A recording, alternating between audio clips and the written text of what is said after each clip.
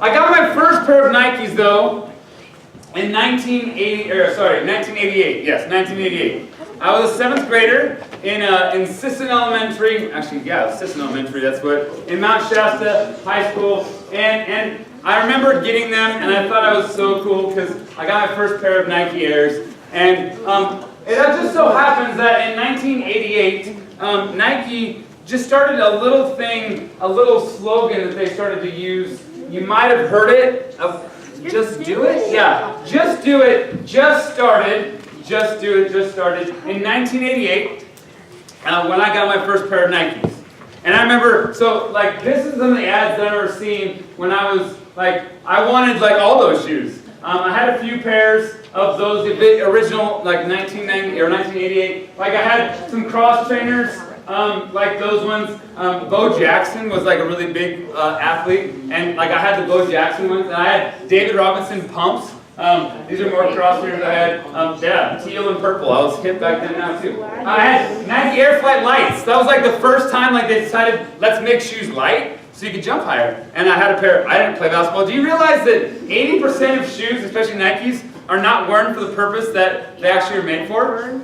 Like in this time, in 1988 and on, when Nike's slogan of "Just Do It" came out, they were trying to go against the fitness craze of the time. Reebok was the big competitor for Nike, and they were all about aerobics. Like they were aiming all their ads to aerobic ladies, or gay people probably, but I mean, let's be honest, not too many guys do aerobics. And so Nike said, hey, just do it. Our idea is we want to go and reach multiple generations. We want to hit men, women, teens, and we want to make our brand about fashion.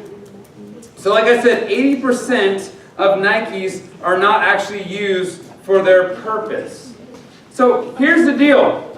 They did this really well with commercials, with advertisements to kind of cross all kinds of demographics. So here's one of the commercials that came out in 1988. It's pretty good, so take a listen. I run 17 miles every morning.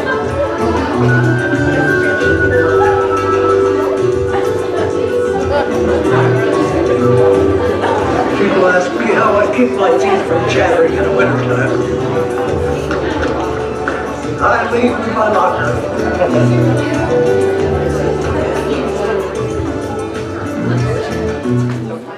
No one can hear what he said. Tim, you gotta make that louder next time. So here's the best part of that commercial. He says, people always ask me, how do I keep my teeth from chattering when I run when it's cold in the winter?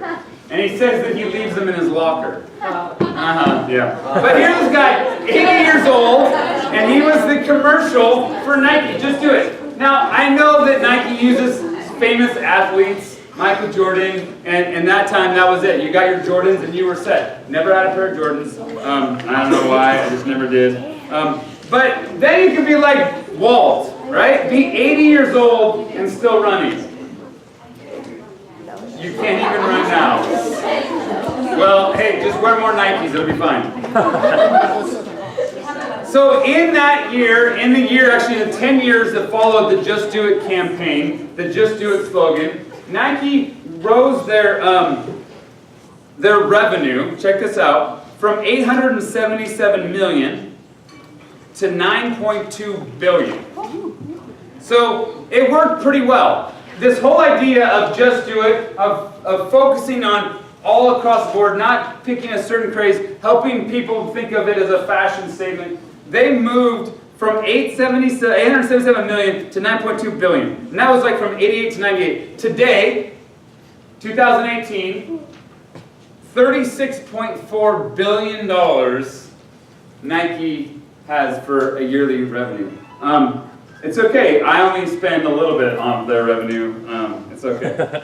So just do it, right? This idea, just do it. And that's what we're going to have our big idea tonight is just do it. And I hope that you don't tune out and say, okay, I'm an Adidas guy, not a Nike guy, or whatever. But that you follow with me today as we look at this passage in James. We kicked off this new series. Tyler started last week, just really giving us this launching point into what does it look like to live life as James was. Remember James, the half-brother of Jesus? And And the cool thing about this book, and the reason I think so many people always go and read the book of James, first of all, it's short.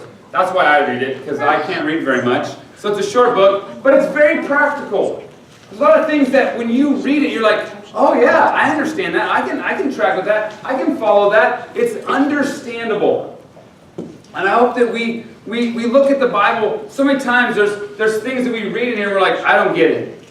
And I know that I'm simple, and there's things that I don't get. And there's things, luckily there's people that are way smarter that write books. So there's people like Tyler and Austin who read everything so they can tell me what they read, so I don't have to read it myself. But this whole idea about this book of James is that you would begin to not just read it, but to apply it to your life. And in our teaching tonight, in our time tonight, we're going to look at a key verse in this passage that I think is a key verse for the whole book of James, and actually could really be a key verse in the whole Bible. And it's this. James chapter 1, verse 22 says this. Do not merely listen to the word and so deceive yourselves, but do what it says. Okay? If we would take this to heart, if we would listen to these words penned by James, and really look at the Bible as something that not just to listen to, but to just do it, I think there's a lot of things that we would come out of our life as a better outcome in and out of the struggles, the trials. I mean, we just came through trials and temptations last week as Tyler started this book of James, and then he goes, hey, listen to the word, but also do the word. Do it. Just do it. So, what does it mean to do what it says? Why do we have this idea of doing what it says? First of all, if you remember a few weeks ago when we were talking through this idea of what is the Bible, Austin shared that the Bible is super amazing. That 66 books written over 1,500 years, right? Is that the numbers? Okay, 1,500 years by 40-some authors over like multiple continents. And they all point to one major thing, and that's Jesus. All the way, that everything ends up pointing. And so when we just listen to it and we don't really apply it, we're missing all of this that the Bible has to offer. So I started thinking, why do we go, okay, yeah, I come, I listen. Why do I need to do anything about it? Why does James even address this to his audience? I think the key thing here is we hear a lot in our lives. There's a lot of things that we hear from people. But if we're honest with ourselves, we might hear it, but do we really do what it says? We may hear it, but do we really do what it says? And like this. Like we hear a lot of things from our parents. You know, like, don't touch the stove, it's hot. Okay? We hear that, but if I would take a poll, how many of you still want to touch the stove to see if it was hot? Right? We hear that it's hot, but we still burn ourselves. Okay? What about you go to school and you hear a lot of rules at school? Yeah? You may hear them, but do you all follow through with them? Be on time. Don't cheat.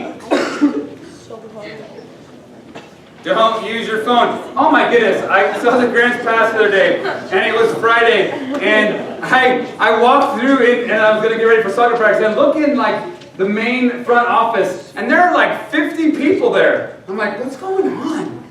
They were all getting their phones back. So many people had to get their, we hear the rules, but I'll tell you, you don't listen to them because detention's full and a lot of you didn't have your phones that day or whatever day. How about this? There's rules that our country has, that police have, things like don't speak. How many people have got a ticket for a moving violation in their vehicle? Thank you. That's pretty good. Some of you drivers, you haven't had your license very long. Okay. So we hear the rules, but people still get tickets. Coaches, right? We'd say, hey, stretch to this. There's people always injured. Our trainers never go out of work because someone pulls something because they don't listen to what the coach has to say. We hear a lot, but we don't do what it says.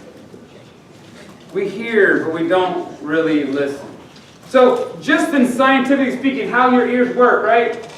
Sound waves, they go into your outer ear, and the outer ear makes your eardrum, vibrate. That's what I'm looking for. Vibrate, which then goes to move the 3 little bones that are in your ear, and they vibrate those things: the stirrup, the anvil, and the hammer, right? It moves those, vibrate that, which then goes into the little snaily thing in your ear that it's a cochlea or something like that, and it moves the fluid in there, and it makes little hairs move, and those hairs then send electrical signals to your brain that say what you just heard, and then you can hear. Okay, so that's how our hearing works, but why don't we use it?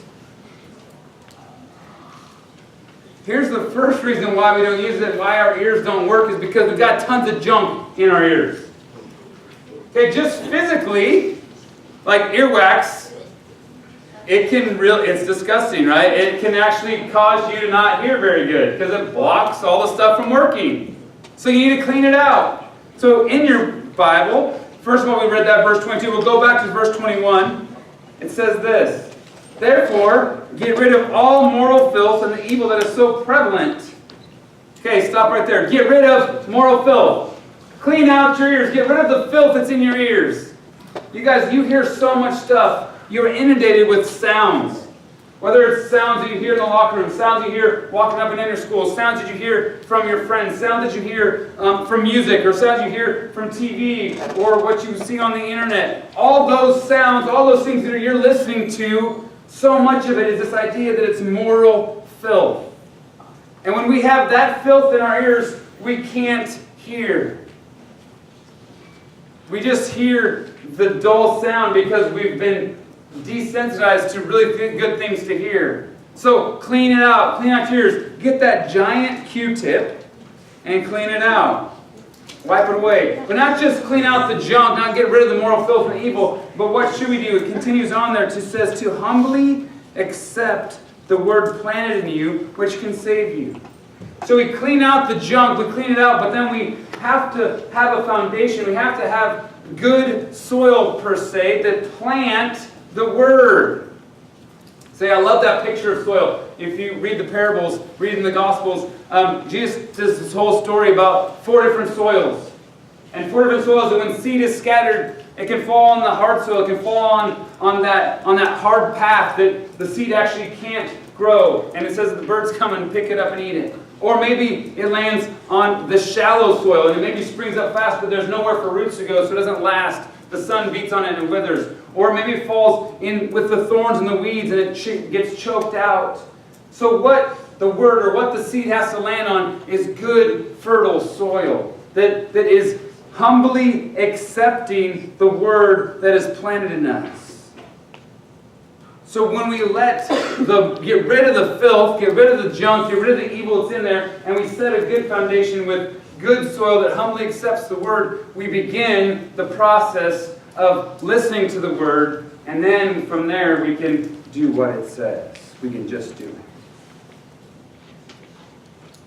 it. So we don't just hear the word, we have to go a step farther and apply it to our lives, to do what it says. I was thinking, if we just, like if Nike was like, just hear it, instead of just do it, right? Just hear it. So everyone was sitting on the couch, I heard that I'm supposed to run, but I don't have to do it. I hear that I'm supposed to be active, but I don't have to do it. We would be a culture that is even more obese, it's even more out of shape, it's even more just sitting on our couch and not doing it, not being physical, not being active. That 80-year-old man that ran across the Golden Gate Bridge would not be running across the Golden Gate Bridge at 80. I would love to run across the Golden Gate Bridge or run even 17 miles tomorrow, not let alone when I'm 80. Actually, I wouldn't want to run 17, to be honest. I'll run a little bit, but I'm not going to run 17 miles. Tyler, how many miles did you run when you did that whole marathon from here to the coast? Like, what was your connection point? Like, 213 miles total your team ran. How much did you run? Like 20. 20. So yeah, like that guy runs that much a day. That's pretty good. Pretty good. So listen, apply it to our lives, right? Don't just listen to the word and deceive yourselves. No, do what it says. James is great because he gives us very tangible, like I said, very practical things of how to apply this. Verse 23 says this, anyone who listens to the word but does not do what it says, okay, so is like this person. It's a person who looks at his face in the mirror, and after looking at himself, he goes away and immediately forgets what he looks like. Okay, I know that you all looked at a mirror today.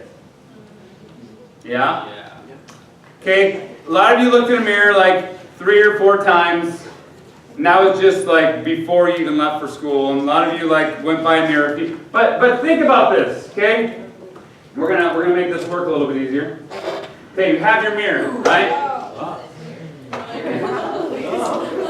See, look, you gotta look. Okay, so you look at yourself in a mirror. Right, you look at yourself in a mirror, and the whole thing that James said, if you just hear the word and not do what it says, you look at yourself in the mirror, then you walk away, and you forget what you look like. I mean, I might be forgetful, but I know what I look like, and I know what I just, like that's the picture of this person who doesn't do what the word says. They look at a mirror, and they go away, and they forget what they look like. So we forget what we see. So here's the thing, we're going to unpack what this means tonight to do what it says, to really not just listen to the word, but do what it says, and some things that we see from James when we don't do what it says. And the first thing that I think is if we just listen only, we forget what we hear. Okay? First thing, when we listen only, we forget what we hear. Now, I will tell you this, that if you were the person looking in the mirror and you forget what you look like, it's not the mirror's fault that you forget what you look like. Okay? Get that straight. It's me, right? It's why do I look in the mirror and forget? Why am I forgetting what I hear? And it's not because we have a poor memory. Okay? Hear me this. It's not just because, like, memory loss, maybe you got too many concussions in your life, maybe, like, Alzheimer's, dementia, that's a real thing. We're not talking about that's why we forget. I want you to think about it this way. It's that we don't think it's important.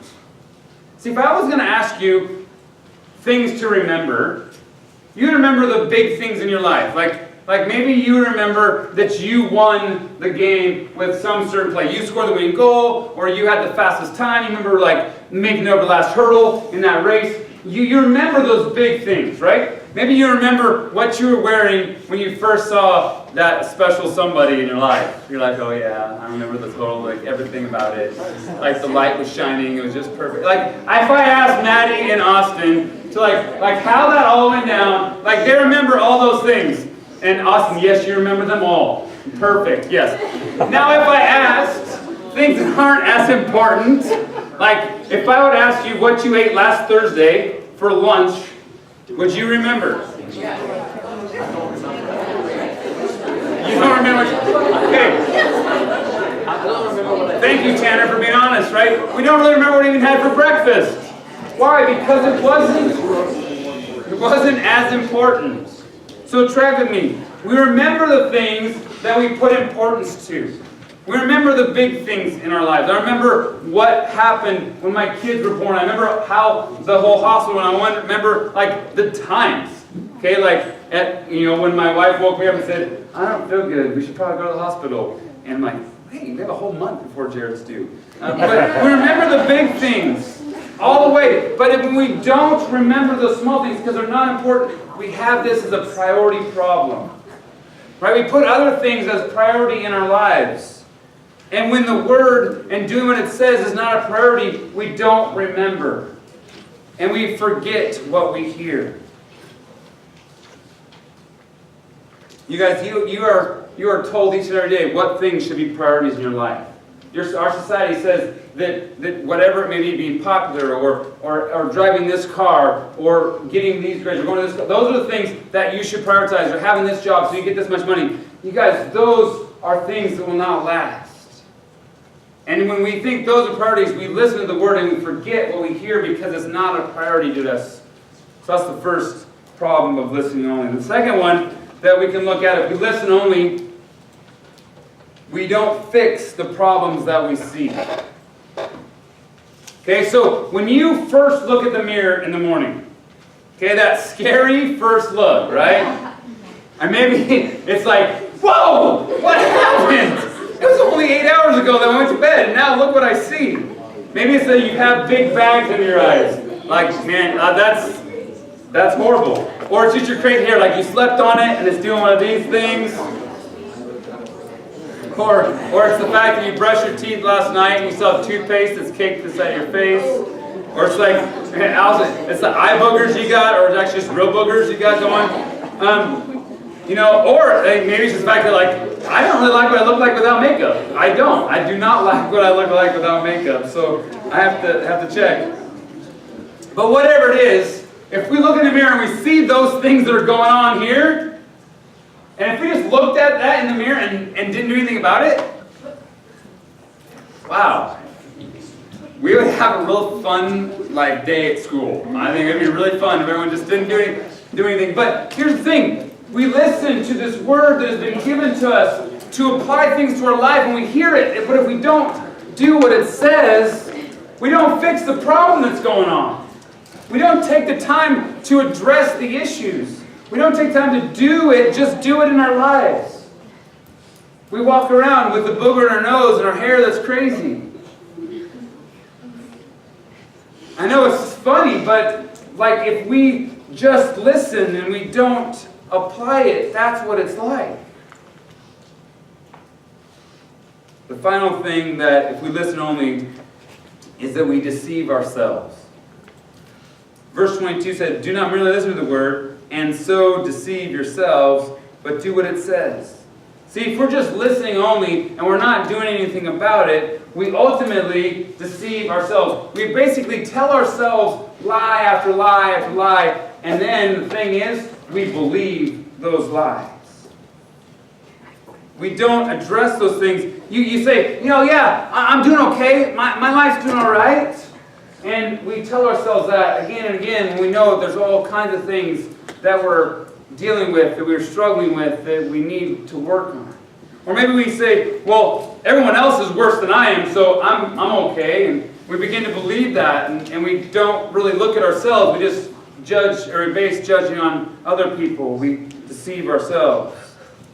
We believe those lies that we tell. We keep telling ourselves again and again, like I can really, I can make up a great story. Yeah, when I was a freshman in high school, I was number one on my varsity soccer team, and I always scored goals 3 a game. My average was 2.3 because I scored this many goals. And I can tell myself that again and again. I can tell it to the whole North Valley soccer team, and I can believe it. And eventually, I'm going to believe that lie. And then I'm going to go read the paper articles and Dan scored 1 goal this whole season. But I believe that I was the greatest thing ever. Why? Because we deceive ourselves. Because we don't really take time to listen what the Word says and change anything about it.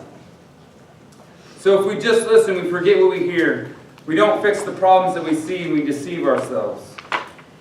So we need to just do it. We need to apply this word, this love letter from God to us. We need to apply the things that we read in here to our lives. And when we do, there's some cool things that happen. There's some cool things that we get to see as a result. But how do we make sure that we don't just hear? How do we make sure that we're doing what it says? There's a couple things that we need to do. Verse 25. It says, "But whoever looks intently into the perfect law that gives freedom and continues in it, not forgetting what they have heard, but doing it, they will be blessed in what they do." So the first thing that we need to make sure that we do, not just hearing the word, but doing it, is we need to look intently. Okay? We need to take the time to really look at what the word is saying to us. Too many times we glance and then we keep about our day. I did it. I glanced and went. That was me for so long. I would take the time, I would glance, I would even do my reading plans day in and day out, and I would go, yep, I read it all, good. Man. And I would try to read 4 chapters a day. Yeah, I never remember what I read the first chapter, let alone the 3rd, 4th, and 5th. No, so it says look intently. So not just glance, but really take the time, carefully inspect what it's saying, what the Word says, so we can apply it. It's back to our mirror, right? Like if you wake up and you're like, yep, I saw myself, I'm good. Yeah, you guys don't do that. No, you guys get the mirror, like you get that mirror that has like the focus. It's like the magnifying mirror. And it's got the light around it. So when you see that mirror and you're like right up on it, you're like, oh, you can see every little eyebrow that's out of spot. Every little nose hair that's doing its own thing. You see every little like blackhead and oh dude, I gotta take it. Why? We look intently. We take the time. We take a long look. And that's the way we really begin to say, what is the Word telling me and how do I apply it to my life? Don't just glance. Look hard. Look long. Not only do we look intently, but we also need to continue in it. Right there it says, but whoever looks intently into the perfect law that gives freedom and continues in it. It's not a one-time look and I'm done. You guys, our Word is living, it's active. As I change, as I grow, as I mature, this Word, it teaches me different things at different stages of my life, how I apply it. So we need to continue in it. It's not like, oh, I read it one time, I'm done. I looked at my face in the mirror when I was 12, I'm done. I mean, there are some people that probably did that. And, they're alone. It's a sad day. No, but we need to continue looking. Right? We need to continue in the Word. You don't just learn everything you can with one time. You continue to learn. You continue to look. Why do we need to continue to look? Because we have short memories. We talked about that before, right? We don't remember, so we keep looking. We keep looking. Continue. Again and again. And the final thing is just that, right? That we don't forget. The way that we make sure that we're knowing what to do, we're knowing, not just hearing, that we're doing, that we don't forget. Whoever looks intently into the perfect law that gives freedom and continues in it, not forgetting what they heard, but doing it. This book, the Bible, has so many things that we need to hear. And we need to remember. We need to put in our heart. I think it's super cool that people can memorize things. And when we take the Word and we remember it, we put it to memory, and that God can then pull it out and use it in conversation. And you don't forget because you took time to hear it, to learn it, to do it. When we do the Word, when we just do it, there's a cool thing that happens. Not because we want this to happen, but look at verse 25, the end of it. Whoever looks intently at the perfect law that gives freedom and continues in it, not forgetting what they have heard, but doing it, they will be blessed by what they do. See, there's a promise that God gives when we live it out, when we live the Word that we hear, when we apply it to our lives, God's going to bless you. You don't do it to get blessed, but because you do it, God gives blessing. And you're blessed to do what you do. Listen, do it, you'll find yourself blessed. So, James 1:22. Do not merely listen to the Word and so deceive yourselves, but just do it. Will you guys live this out, in and out, day in and day out? Would you apply the things that you hear? Would you change things in your life? Will you not be the same? Would you not forget? Would you not make other things higher priorities? When you see things you need to change, when you see the sin you need to get rid of, when you need to fix what you see, would you take it and do it? Would you not deceive yourself that you're doing okay, but realize that there's some real life things you have to go through, that you have to adjust, you have to change, that you would look in the mirror and not forget what you look like. So maybe there's some of you here today that have never heard this idea that the Word needs to be lived out. Maybe you've come here and you've heard this and you're like, oh, yeah, like I've heard about the Bible before, but I've never really acted on what it said. You know, the reason we have small groups is not so that you can just hang out and have a really cool group, but that you would help each other to live out the things that we talk about up here, that you would help each other apply them to your life, so you'd help each other go through the tough times of fixing the things that God points out in your life, the things that you see in the mirror. And maybe some of you have never chosen to follow Jesus for the first time. You've never said, man, I want to be more than just hearing this stuff. I want to know that it's in me so that I can live it out. And I would love to talk to you, or your small group leader would love to talk to you. What does it mean to have a true relationship with Jesus, that you can hear it and then you can live it out? Ask a small group leader, ask the friend you came with, that you would not leave here going, man, I hear this Jesus thing all the time, but I don't know what it means to just do it. So in your groups tonight, I want you to hopefully, there's some questions, but to be honest, like, what do you hear? What is it? Why is it hard to apply what this Word says? Why is it hard to live it out, to just do it?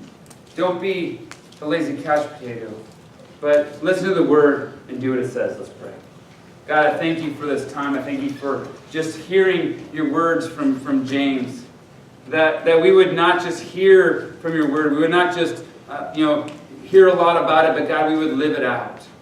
That we would be different, that we would apply it to our lives, that we would fix the things that you're showing us, that you would let that light shine, the mirror that we see you in, we would see our problems in ourselves, and we'd be willing to change them. God, I pray that if anyone here is just even maybe struggling for the first time to even know what it means to know you, and to, you hear about Jesus, but do they really know who you are, Jesus? That they would ask someone, they would talk to someone, they would take that time to want to live it out. They would want to apply it. God, I just pray for our small group time. I pray that you'd be in the midst of those and open and honest conversations in your name.